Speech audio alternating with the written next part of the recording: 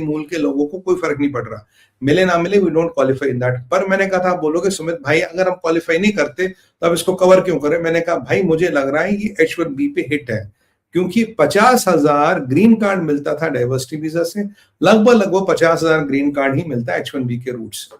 और फिर green card में मैंने आपको समझा था, once you get the green card फिर आप अपने वाइफ, बच्चों को, माताजी पिताजी को बुला सकते। 1 मिलियन ग्रीन कार्ड इशू होते हैं साल, टिपिकल राउंड अबाउट। तो 6 से 7 lakh green card for a existing green card holder to get his family to US, उसके लिए होते हैं। और 50,000 ग्रीन कार्ड अगर आप में बढ़ गए तो समझिए आप 2.5 से 3 लाख लोग अमेरिका में लिया होगे, which is a substantial pi of the cake. और जो इंडियन डायस्पोरा हमारा है वो बहुत स्ट्रांग हो गया था वहां पे, इंडियन डायस्पोरा बहुत रेजिलियंट हो गया। तो इस इंडियन डायस्पोरा को खत्म करने का सब तरीके लाए गए।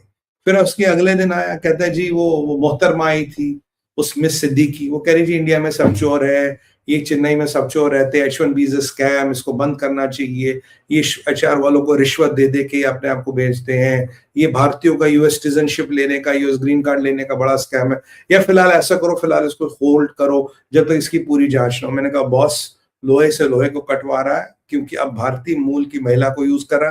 कह रही जी मैं चेन्नई में वीजा काउंसलर थी, मैंने अपनी आंखों से होते देखा, हाँ मैं 20 साल तक सो रही थी, मैंने 20 साल तक इस पे कोई काम नहीं किया, अब मुझे इस पे काम करने का आदेश मिला। मैंने आपको ये बोला।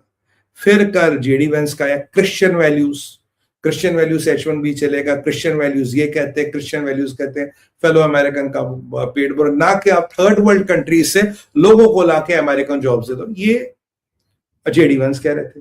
ठीक है, JD वेंस के इस कहने के बाद चीजें, और इसमें एक धार्मिक एंगल भी डाला गया, एक पॉलिटिकल एंगल भी डाला गया, भारतीय मूल की महिला को यूज किया गया, डाइवर्सिटी वीजा और ग्रीन कार्ड को स्कटल करके एक मैसेज दिया गया। और आज ट्रम्प ने क्या कहते हैं जी H1B में जो लॉटरी सिस्टम होता वो हमने स्कटल कर दिया, उस लॉटरी खत्म हो गया। पहली एक और अच्छी खबर ये नहीं है, जो $1 लाख की फीस को लेके काफी लोग कोर्ट गए थे, जो आज कोर्ट की रूलिंग आई है, though they have option of further appealing it and all as per American legal system. वो कोर्ट की रूलिंग ये कहती है कि अगर जो ट्रंप ने $1 लाख की फीस लगाई है H1B पे, it is legal and legitimate, अगर आपको देनी पड़ेगी। अब काफी लोगों ने कहा ठीक है जी हम $1 लाख की फीस भी देंगे, पर उसमें क्या होता था, आप एंट्री लेवल जॉब्स काफी मिलती थी, जैसे अमेजोन को लास्ट टाइम 10,000 वीजा अलोकेट हुए थे, ऐसे बड़ी बड़ी कंपनियों को होते थे, TCS वगैरह वगैरह। तो अब इन्होंने एक जो मॉडल निकाला वो वेटेड एवरेज मॉडल है कि आपके पास जैसे बैचलर्स है या मास्टर्स है, बैचलर्स के इतने नंबर, मास्टर्स के इतने नंबर, आपकी सैलरी कितनी है, आपका एक्सपीरियंस कितना, there will be a fix criteria, there will be a quartile. अगर ये अमेरिका में जॉब है, ये अमेरिका में स्किल है नहीं है, based on that you will be given those numbers and you'll be given those preferences। जब वो numbers और preferences आपको मिलेंगे, उस पे एक परसेंटेज होगा, जैसे bachelors degree 10%, masters degree another 5%, experience relevant, they will have a matrix. उस मैट्रिक्स में salary will be a very important criteria, क्योंकि ये कहते हैं अगर तुम्हें H1B पे लाना है तो उसे अमेरिकन वर्कर से ज्यादा तनख्वाह दो, क्योंकि भाई वो स्किल तो अमेरिका में है ही नहीं ना। तो मतलब क्या हुआ, जो एंट्री लेवल जॉब्स थी, जो अमेरिकन ड्रीम था, जो स्टूडेंट वीजा से H1B से ग्रीन कार्ड से अमेरिकन नेशनलिटी, वो काम हो गया स्कटल, वो होगा ही नहीं। और ये कब से क्रियान्वित हो रहा है? ये हो रहा है इस जनवरी से क्रियान्वित, यानी कि जो आपकी बार H1B का कोटा खुलेगा उसमें आपको कुछ मिलना ही नहीं है। क्यों नहीं मिलना आपको?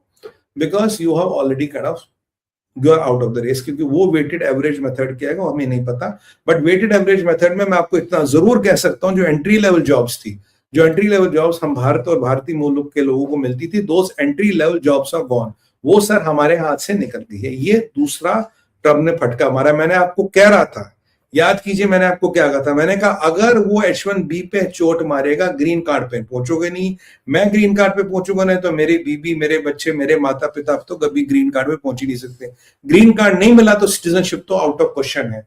The biggest way or the biggest stream of Americans entering the green, for Indians entering the green card system was H1B, और उसने उसी H1B पे कान कैंची माली बोली। मैंने कहा था नहीं कहा था?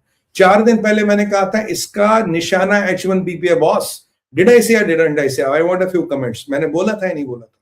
मैंने बोला ये just testing the waters, इसका मेन निशाना H1B है, H1B को हिट करेगा। देखिए मैंने आपको कहा था, this was my prediction, he is going to hit H1B, क्योंकि diversity visa was just testing the waters. I told you this is what this major is. तो मतलब जो अमेरिकन ड्रीम था, जो हमारे यंग प्रोफेशनल्स अमेरिका जाते थे और काम करते थे, all that is over. That so-called American dream is over because this is what his plan was always. He's changing the goalpost. ये वही वाली बात है, आप और मैं फुटबॉल मैच कर रहे हैं, आप रेफरी भी हो, आप मेरे कंपटीटर, आपने कहा मेरा गोल इतना, तेरा गोल इतना बड़ा, अब मैं आपसे कैसे जीत जाऊंगा boss? I cannot win with you. This is what was the game plan. I've been telling you कि बॉस ये H1B पे चोट मारेगा, H1B पे इसने चोट मार.